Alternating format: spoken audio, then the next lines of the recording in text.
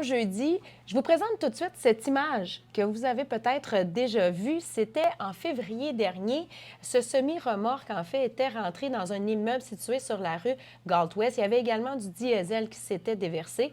Eh bien, l'immeuble sera finalement démoli. Une des locataires, Nadia Curado, qui avait signifié son impatience il y a plusieurs semaines parce que l'immeuble avait été sécurisé, mais aucun travaux ne commençait. Mais hier, elle a reçu un courriel du propriétaire qui est resté peu bavard depuis le sinistre et qui lui dit qu'elle a 4 jours pour déménager parce que les dommages sont trop importants.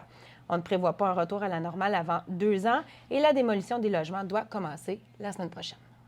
On change d'adresse maintenant et je me déplace au bureau de ma collègue Marie-Ève pour vous parler du 33 rue Bowen. C'est un immeuble qui est situé au centre-ville de Sherbrooke qui suscite encore l'intérêt, mais malheureusement pour les mauvaises raisons, Marie-Ève.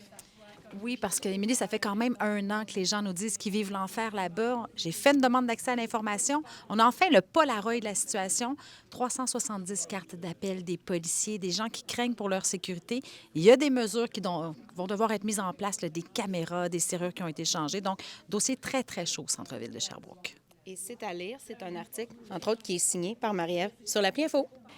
En terminant, il y a maintenant une équipe de 3 policiers qui patrouillent à pied qui est déployée au centre-ville de Sherbrooke. Donc, ces policiers qui vont venir aider finalement les patrouilleurs qui répondent déjà à des appels pour le secteur. Ils seront aussi aux premières loges pour établir un contact avec les personnes vulnérables et en situation d'itinérance. Vous allez pouvoir les remarquer grâce à un brassard jaune et il y a également un local qui est mis à leur disposition. Là-dessus, je vous dis à lundi, mais en attendant, n'oubliez pas que ce soir, c'est le début de la finale de la LHJMQ, les voltigeurs de Drummondville qui affrontent le Dracor de Bécomo. Merci d'avoir été là. Bon week-end. À lundi. Bye bye.